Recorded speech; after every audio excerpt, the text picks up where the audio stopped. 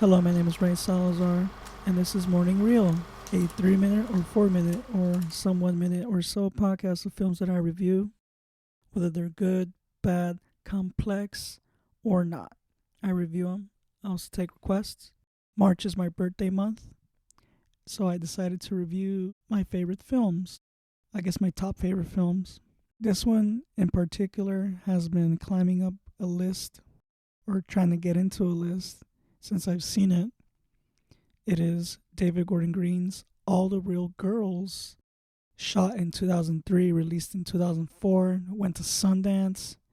David Gordon Green, familiar name, right? He's directed the famous Pineapple Express, Your Highness, The Sitter, and the new Halloween films such as Halloween and Halloween Kills, or whatever it's called. Kind of crazy, right? To see a guy who directed a film like All the Real Girls to end up directing Pineapple Express. Quite a transition in genres. David Gordon Green wrote the film. He co-wrote the story with Paul Schrader, who stars in the film as Paul. Zoe Deschanel stars in the film as Noel.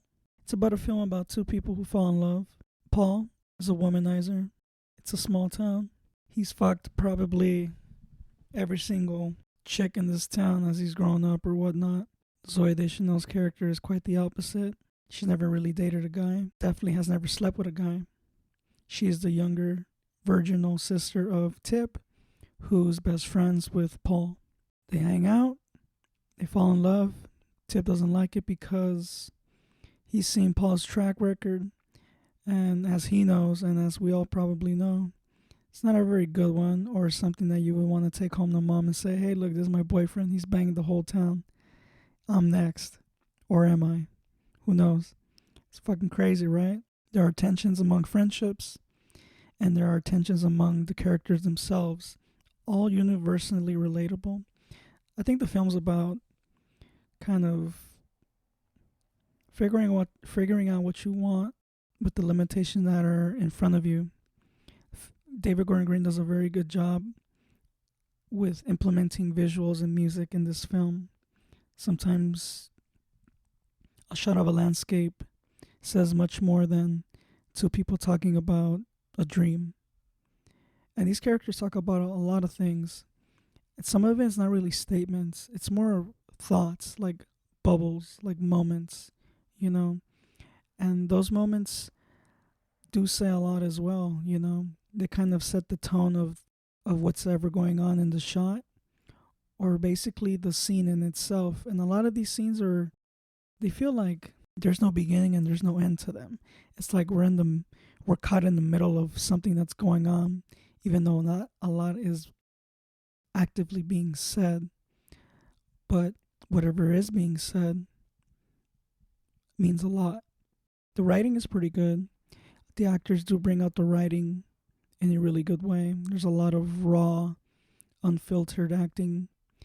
You can kind of tell, though, that Schrader and Deschanel, who are very young in this film, I mean, it's 2004, 10 years later, they're already like rising stars, if not famous stars at that point. You can tell that they're giving it their all, and they're doing a good job as far as like showing how vulnerable that they can be, As I was mentioning earlier, this film's about limitations and what you can do what you want, even though you have those limitations set.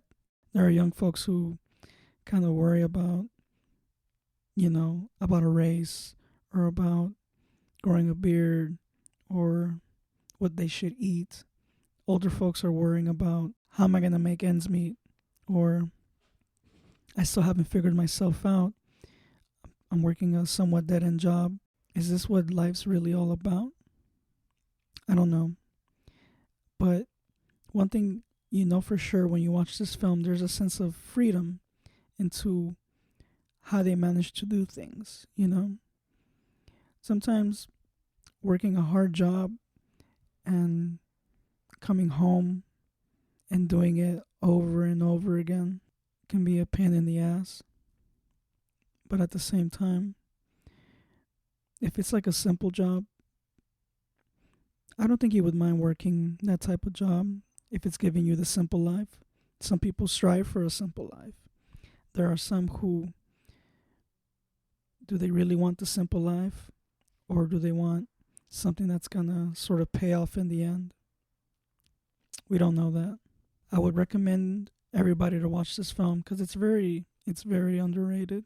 David Gordon Green gives us nature to look at, colliding with the industrial complex, especially in a small town.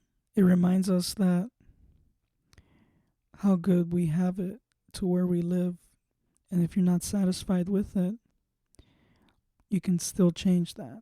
You can still make it better for yourself and for the people around you.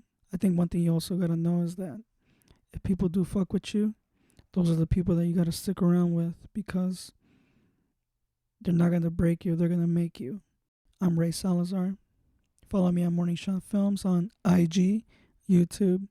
Follow, rate, and review Morning Reel. It's on Spreaker, it's on Google Podcasts, it's on Apple, iTunes, whatever it's at. As of recently, iHeartRadio. Check me out. I take requests. You can send those requests at officialmorningreel@gmail.com. Tomorrow, which is Friday, it's my birthday, I'm probably going to review The 400 Blows. It's my favorite film of all time. I'll tell you why. Thanks.